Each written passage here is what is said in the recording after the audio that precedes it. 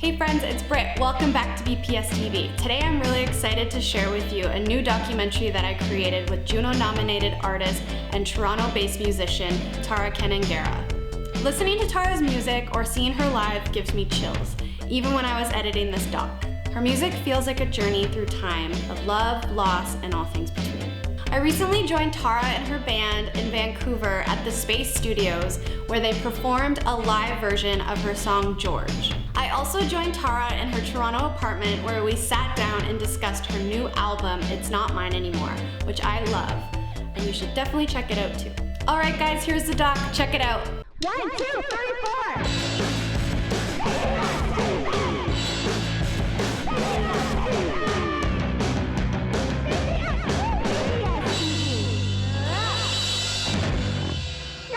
Back to everything else that's more exciting on the Brittany Farhat Show. My name is Tara Kannangara. I sing and I play the trumpet and I write music for me and everyone. It's a hot summer day.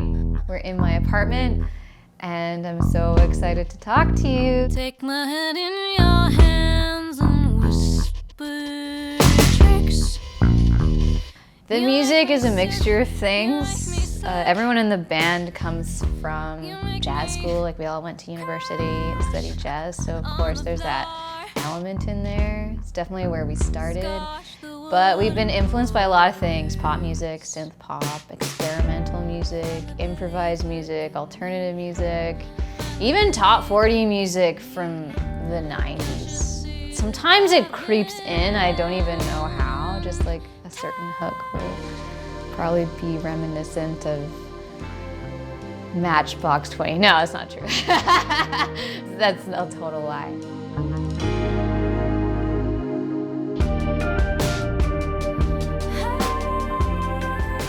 If anything, it would probably be synth, pop, jazz, experimental, alternative, maybe all of those things combined.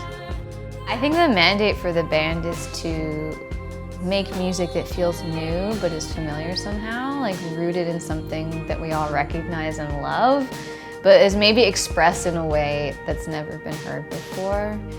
And it's really challenging because sometimes we come up with things that feel really new and we're not sure if it's gonna work, but then like when we really commit to those sounds, like sounds that again are really unique, it yields some really interesting results.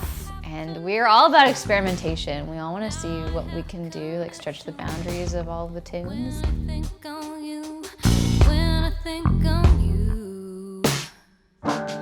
I started in music very young, so I did piano lessons when I was 3 or 4, and I sang when I was 6 or 7, and I started playing trumpet in high school. I was always put in all these programs. I was in this circuit of competitions that young kids go through, just classical stuff, which I liked. It gave me a lot of discipline, but it didn't give me a lot of love or interest in actually making something myself. And it was only my band teacher in high school that suggested to me that was even a possibility to make music and do it as a career.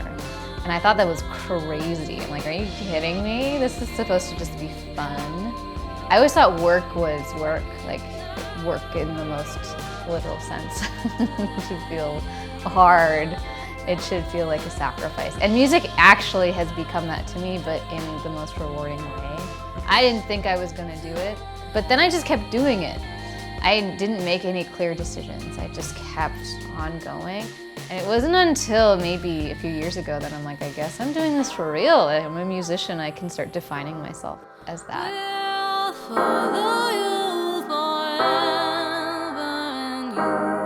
It's Not Mine Anymore was an album that took a long time to make. I wrote a bunch of songs at a music and residency program at Banff. It's a place where a lot of artists can get together and they start writing and do workshops, and I was lucky enough to go there. And I started writing tunes. I didn't really know what they would be about. I just needed to get some work out. And I started noticing that it was all about memories. So memories of me as a child, memories of me as a teenager. And then I started trying to write from the perspective of a child and also from the perspective of someone who was older than me, an older version of Tara. So there's a song about early days of me being born. And the challenge of writing about that is really interesting to me, like trying to reimagine what it feels like to like touch the floor for the first time or breathe and know that you're breathing. And then also there's a song that is about the end of my imagined life. So as an older woman, looking back on all the things that I've done and sacrificed. But now I have 1,000 things that brought me closer to you. It's the last song on the album. I didn't know it was going to be about that, but that's kind of how I put it together.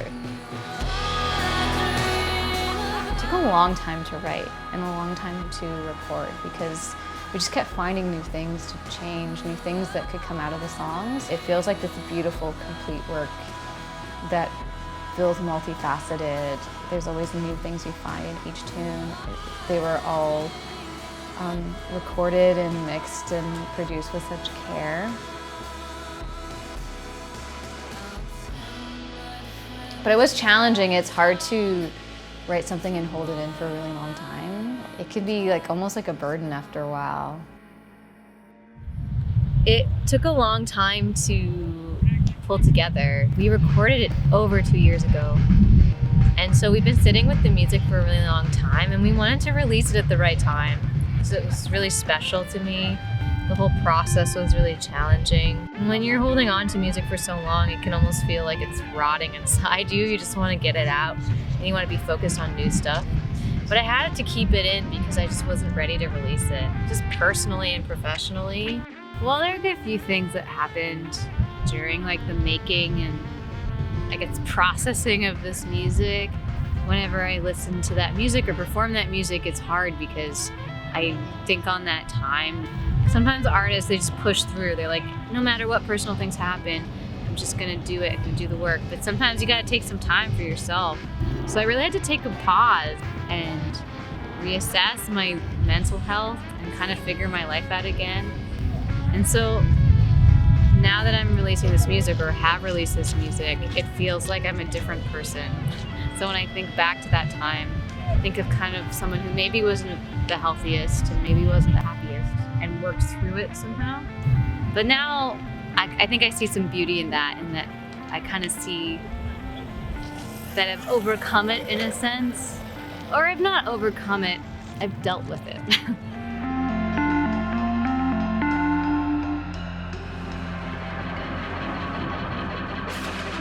It was worth it. It was worth it to take the time.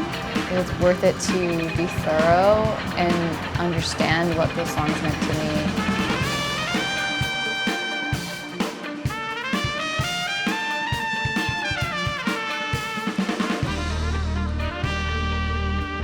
The song George is about a painter named George Surratt. It's more about this musical that I watched written by Stephen Sondheim called Sunday in the Park with George. And that musical is about an imagined life of this painter, George Surratt. He faces a lot of turmoil as an artist. He's trying so hard to make this great work. And he's always hitting these roadblocks. He's always being so self-critical. So much of his work is quite detailed, but also very passionate because he cares so much. So I wrote a song in tribute to George, the George that's represented in that musical.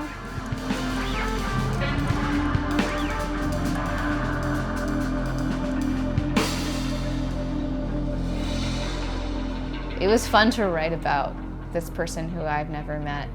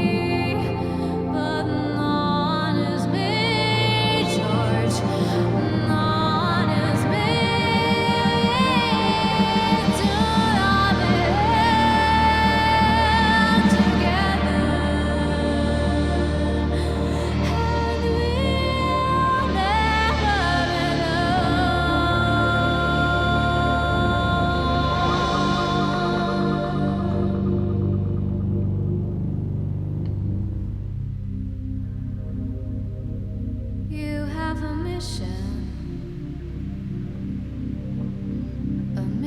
to see.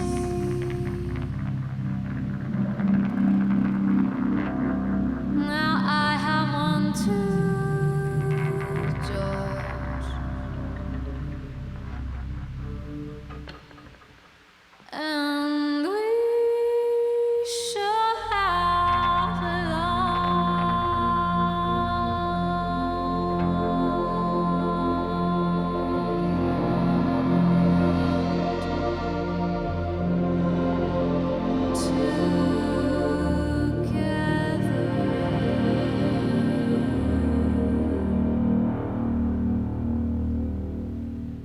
I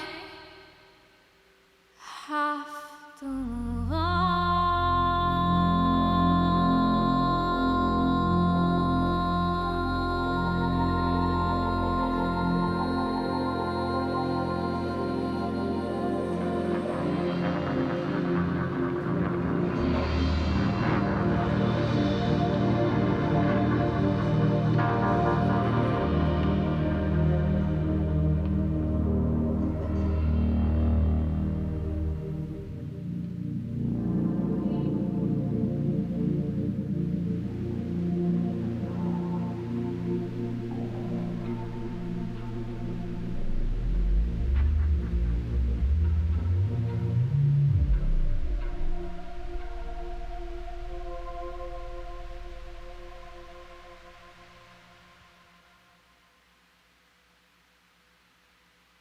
Great job, everyone.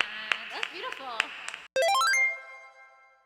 Hey guys, thanks so much for watching this episode of BPS TV featuring Tara Kannangara. I hope you enjoyed this documentary. It was super fun to make, and you should definitely check out Tara's music. I'll leave all of her info down below so you can find her. If you liked this video, please give it a thumbs up and subscribe to my YouTube channel. I'll be releasing more videos like this in the future. Alright guys, thank you so much for watching, and I'll see you next time.